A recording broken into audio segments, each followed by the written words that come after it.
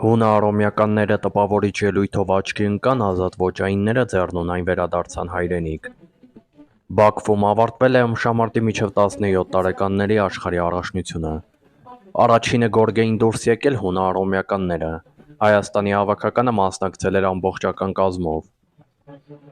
Հունա-արոմեական ոճի ըմբշամարտի մինչև 17 տարեկանների Հայաստանի հավաքականը 3 մեդալ էր նվաճել և թիմային պայքարում զբաղեցրել 8-րդ տեղը։ Ֆանտաստիկ ելույթ էր ունեցել 71 կգ քաշային կարգում Հայաստանը ներկայացնող Ջանես Նազարյանը։ Նա երկրորդ տարին անընդմեջ աշխարհի առաջնությունում հավասարը չի ունեցել և նվաճել է ոսկե մեդալ։ Մինչև եզրափակիչ հասնելը մրցակիցներին ոչ մի միավոր չի տվել։ Միայն եզրափակիչում է միավոր տվել, սակայն այդտեղ էլ կամային հաղթանակ է հասել Ռուսաստանը ներկայացնող Ասլան Զոևի նկատմամբ։ Հայաստանի հավաքականից մյուս մեդալները նվաճել են 48 կգ քաշային Արարատ Ավետիսյանը և 51 կգ քաշային Գևորգ Հարությունյանը։ Նրանք էլ Բաքվից հայրենիք են բերել բրոնզե մեդալ։ Ի դեպ 51 կգ քաշային կարգում հանդես եկող Հարությունյանը կոտրվածք է ստացել ադրբեջանցու դեմ քառորդ եզրափակիչի գոտեմարտում։ Արմունկային ոսկորի կոտրվածքից բացի նաև անարդարության է բախվել Հարությունյանը։ Մրցավարները բացահայտ կողմնակալություն են ցույց տվել ադրբեջանցու նկատմամբ և հաղթանակը շնորհել նրան։ Հետագայում կոտրվածքով Հարությունյանը կամային բարձր որակներ է ցույց տվել և 2 հաղթանակ տարել, նախ Սկոպիժ գոտեմարտում առավելության է հասել Ղազախմբիշի նկատմամբ, հետո հաղթել է Վրաստանի ներկայացուցչի և նվաճել բրոնզե մեդալ։ Նպատակս բնականաբար չեմպիոն լինելն էր, որի համար աշխատանք էի տարել։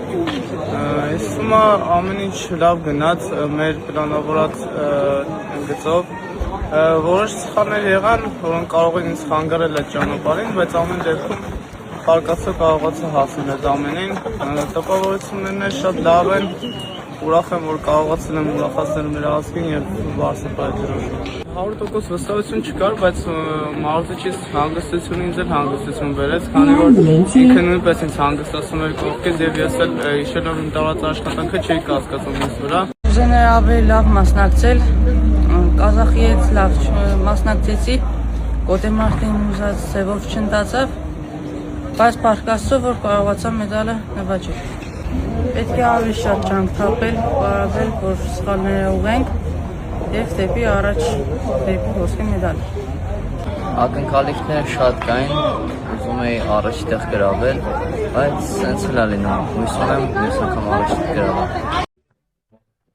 Ոչ ամբողջական կազմով աշխարհի առաջնությանը մասնակցած ազատ ոճի ըմբշամարտի մինչև 17 տարեկանների Հայաստանի հավաքականից Բաքվի գորգերում ամենագեղեցիկ ելույթը ունեցել է 55 կգ քաշային կարգում հանդես եկող Դավիթ Բալեյանը։ 3 հաղթանակից հետո նա դուրս է եկել կիսաեզրափակիչ, որտեղ զիջել է Ուզբեկստանի ներկայացուցչի։ Ցավալիորեն Բալեյանը հաջորդ օրը պարտվել է բրոնզե մեդալի համար գոտեմարտում։ Ինչպես տեսանյութի մեկնարկում նշել էի, ազատ ոճայինները ոչ մի մեդալ չեն նվաճել։